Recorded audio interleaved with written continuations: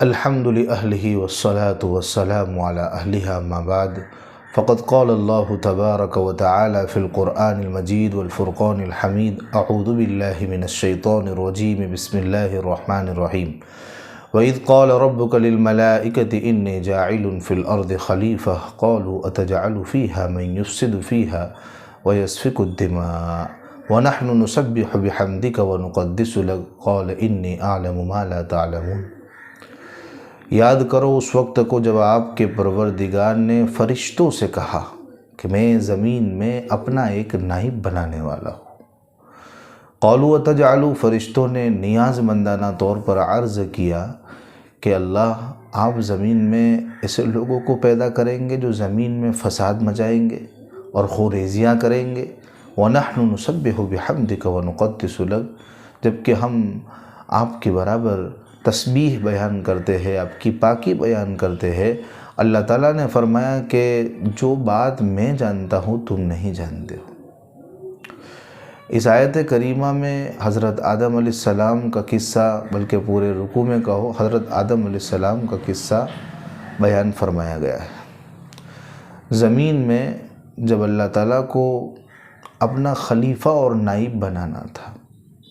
کہ جو دنیا میں احکام شرعیہ کا اجرا کرے، اس کا نفاذ عمل میں لائے، تو اللہ تعالیٰ نے فرشتوں سے عرض کیا کہ میرے فرشتوں، میں زمین میں اپنا نائب اور خلیفہ بنانے والا ہوں۔ اب فرشتوں سے عرض کیا تو اللہ تعالیٰ نے فرشتوں سے جو رائے مانگی، اللہ تو مشورے کے محتاج نہیں ہے، رائے لینے میں اللہ کی بہت بڑی حکمت تھی، ورنہ اللہ کو مشورہ کرنے کی کوئی ضرورت نہیں۔ مشورہ جو کیا جاتا ہے وہ کسی ایسے امور کے بارے میں کیا جاتا ہے کہ جس کے بارے میں ساری شقیں واضح نہ ہوں، اور اللہ تعالیٰ کی ذات سے یہ بات بالکل بعید ہے کہ اللہ تعالیٰ کو کسی بات میں کشمکش ہو تو اللہ تعالیٰ اپنے خاص لوگوں سے اس کا مشورہ کرے۔ یہ دنیا کا پارلیمنٹ تو ہے نہیں کہ جس میں سب کے حقوق مساوی ہوتے ہیں، کہ کسی ایک کی رائے لی کسی کی نہ لی تو یہ بہت بڑا جرم ہو جاتا ہے،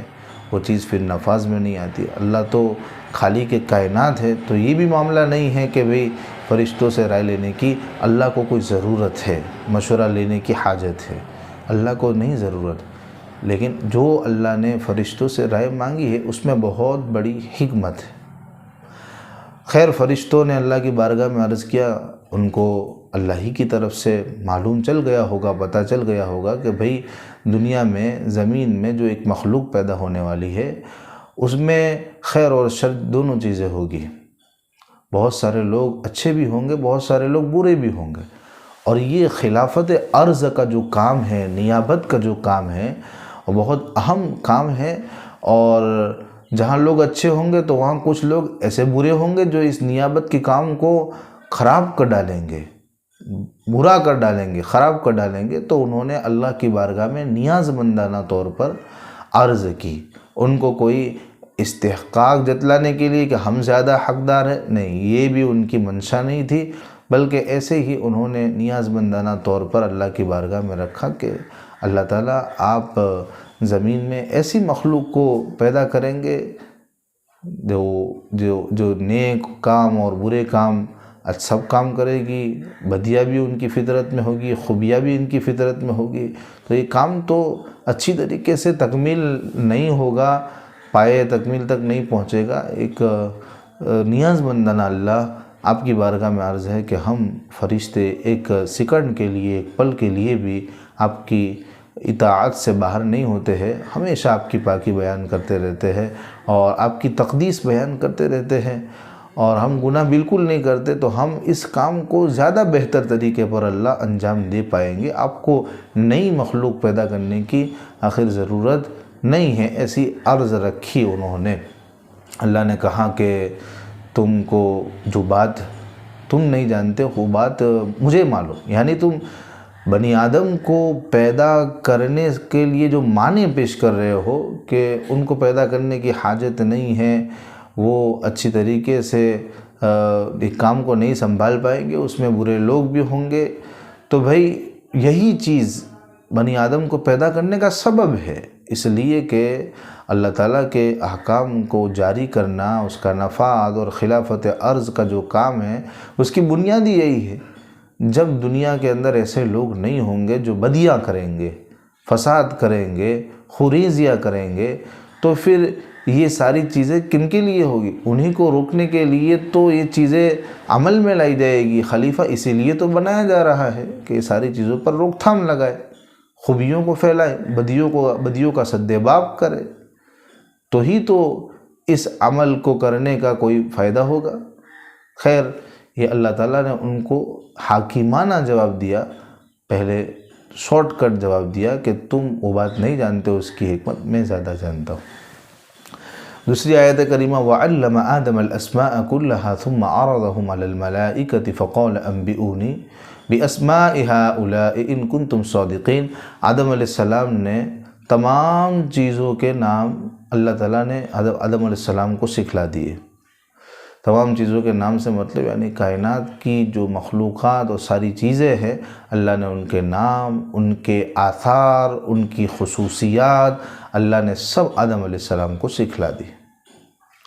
ثم عرضهم، پھر فرشتوں کے سامنے بھی یہ چیزیں پیش کی کہ چلو تم بتلاؤ ان ساری چیزوں کے نام۔ قال انبئونی باسماء هؤلاء ان کنتم صادقین، اگر تم اپنے دعوے میں سچے ہو کہ ہم خلافت کے کام کو بہتر طریقے سے انجام دے پائیں گے، چلو ان چیزوں کے نام، ان کی خصوصیات اور آثار آپ بتاؤ۔ تو اللہ نے جو سکھلایا آدم علیہ السلام کو، آیت کریمہ، کسی آیت کریمہ سے یہ پتہ نہیں چلتا کہ فرشتوں کو وہ سکھلایا نہ ہو۔ سائیڈ میں لے جا کر کونے میں چپکے سے حضرت آدم علیہ السلام کو وہ علم سکھا دیا نے، فرشتوں کو یہ نہ سکھایا، نہیں، بلکہ فرشتوں کے سامنے اور آدم علیہ السلام کو سب کو سامنے سکھانا یکساں ہے۔ آدم علیہ السلام نے اس کو سیکھ لیا، ان کی فطرت میں وہ چیز قبول کرنے کی تھی، انہوں نے قبول کر لیا، لیکن فرشتوں کی فطرت میں وہ چیز نہیں تھی تو انہوں نے اس کو قبول وہ نہیں کر پائے، اس کو ہضم نہیں کر پائے۔ خیر، حضرت فرشتوں کے سامنے اللہ نے عرض کیا کہ آپ پیش کرو ان چیزوں کے نام اگر تم اپنے دعوے میں سچے ہو۔ فرشتوں نے کہا سبحانک لا علم لنا، آپ کی ذات پاک ہے، ہمارے پاس علم نہیں ہے مگر اتنا ہی، الا ما علمتنا، جتنا آپ نے ہم کو سکھلایا۔ اللہ کی ذات پر الزام یہ آ سکتا تھا تو فرشتوں نے کہا آپ کی ذات الزام سے پاک، آپ نے تو اپنا کام خوبی انجام دیا، ہمیں بھی سکھانے میں برابر رکھا، ان کو بھی سکھانے میں برابر رکھا، لیکن ہم نہیں سیکھ پائے، ہماری فطرت میں وہ چیز نہیں تھی، اور ہم مان گئے کہ یہ علم خاص طور پہ حضرت آدم علیہ السلام کو دیا گیا، ان کی قابلیت اور ان کے اندر وہ اللہ نے فطرت میں وہ چیز رکھی ہے کہ وہی وہ چیز، وہ علم کو سمجھ سکتے ہیں، اور اس علم کی بنیاد پر وہ نیابت ارض کا کام انجام دے سکتے ہیں۔ انکا انت العلیم الحکیم، یقیناً آپ بڑے جاننے والے ہیں، بڑے حکمت والے ہیں، کس کو کیا علم دینا ہے اور کس سے کام لینا ہے، اس حکمت اللہ تعالیٰ آپ بخوبی جانتے ہیں۔ پھر آدم علیہ السلام سے فرمایا اے آدم، قال یا آدم انبئہم باسمائہم، فرشتوں کو ان چیزوں کے نام بتاؤ، یعنی ان کی تاثیر، ان کی خصوصیات فرشتوں کے سامنے اجمالی ان کو بتا دو۔ اس سے دیکھو حضرت آدم علیہ السلام کا تفوق ظاہر ہوتا ہے۔ حضرت آدم علیہ السلام سے اللہ نے جب کہا نا کہ نام بتاؤ تو فرشتوں کو بتاؤ، فرشتوں کو شاگرد بنایا، ان کو معلم بنایا، اور جب فرشتوں سے پوچھا تھا فرشتوں تم بتاؤ، تو آدم علیہ السلام کو معلم بنایا، استاد بنایا، ٹیچر بنایا، تو اس سے بھی فرشتوں سے ان کا تفوق، ان کی برتری ظاہر ہوتی ہے۔ خیر، آدم علیہ السلام کو اللہ نے سکھلا دیے تھے نام، اور یہ بھی بات آتی ہے کہ بھئی وہ فرشتوں اور آدم علیہ السلام سب کی کلاس لگی ہو، ان کو سکھایا گیا ہو، اس کی کوئی ایسی شکل نہ بنی ہو اس وقت، بلکہ خالی اللہ نے آدم علیہ السلام کی جو پیدائش میں ہی، ان کے فطرت میں ہی وہ سارے علوم اللہ نے ڈال دیے ہو تو بھی بعید نہیں ہے اللہ کی ذات سے۔ اللہ نے آدم علیہ السلام کو ساری چیزیں سکھلائی دی تو آدم علیہ السلام نے فر جواب دے دیے۔ پھر اللہ نے کہا الم اقل لکم، میں نے تم سے نہیں کہا تھا انی اعلم، میں جانتا ہوں، آسمان کی پوشیدہ باتیں، غیب السماوات والارض، اور زمین کی پوشیدہ باتیں، اور میں جانتا ہوں تمہاری طرف سے جو تم ظاہر کرتے ہو اور جو تم چھپاتے ہو۔ تم ظاہر کرتے ہو یعنی جو تم تسبیح و تقدیس کرتے رہتے ہو، تمہارا جو عمل ہے تو عملی کمال تمہارا ہے، اس کو بھی میں جانتا ہوں، اور جو تم چھپاتے ہو یعنی تم یہ اپنی رائے دے رہے ہو، ظاہر کر رہے ہو کہ ہم زیادہ موضوع ہے اس کام کے لیے، خلافت عرض کے لیے، اس کو بھی میں جانتا ہوں۔ تو یہ آج کی تفسیر کا خلاصہ ہوا۔ آدم علیہ السلام کو زمین میں نائب بنانے کا جو واقعہ پیش آیا تھا، فرشتوں سے جو باتیں ہوئی تھی وہ ساری اللہ تعالیٰ نے رکھی، پھر وہ فرشتوں کے سامنے اس چیز کو پیش بھی کیا، فرشتے نہیں جواب دے پائے، آدم علیہ السلام نے ساری چیزوں کے نام بتلا دیے، اور آدم علیہ السلام کا جو ایک علمی اعتبار سے فرشتوں پر تفوق ہوا کہ جو علم زمین کی خلافت کو چلانے کے لیے، نیابت کو چلانے کے لیے بے حد ضروری تھا، اللہ نے وہ علم ان کو دیا تھا۔ تو اس سے بھی پتہ چلا کہ بھئی کمال عملی سے زیادہ کمال علمی یہ بہت بڑی ہوئی چیز ہے کہ آدمی کے پاس علم کا کمال ہوتا ہے نا، تو پھر وہ چیزیں انجام دینے میں، وہ فرائض جو اللہ کی طرف سے کسی پہ عائد ہوتے ہیں اس کو انجام دینے میں اور زیادہ آسانیاں ہو جاتی ہے۔ عمل ہو، فرشتے خوب نیکیاں کرتے تھے، خوب وہ کرتے بھی ہے، اور خوب ان کے اندر اللہ نے ان کی فطرت میں اللہ نے خیر ہی خیر رکھی ہے، لیکن علم کے اعتبار سے وہ حضرت آدم علیہ السلام سے مقابلہ نہیں کر پائے، آدم علیہ السلام کے دور دور تک نہیں تھے، تو اللہ نے ان سے وہ کام نہیں لینا چاہا، بلکہ حضرت اللہ نے انسان کو منتخب فرمایا۔ خیر، اس موضوع پر، خلافت عرض کے موضوع پر جتنا بھولا جاوے اور جتنا تفصیل سے کلام کیا جائے اتنا کم ہے، کتابوں میں خوب لکھا ہے اس کے اوپر، ہم اتنے پر اکتفا کرتے ہیں۔ آئندہ انشاءاللہ آدم علیہ السلام کو مسجد الملائکہ بنایا گیا، اور ان کو جو اعزاز اللہ نے بخشا ہے اور دوسری نعمت اللہ نے آدم علیہ السلام پر فرمائی ہے، وہ انشاءاللہ آئندہ درس میں ہم آپ کے سامنے پیش کریں گے۔ تب تک کے لیے دعا خیر میں یاد رکھیں۔ السلام علیکم ورحمۃ اللہ وبرکاتہ۔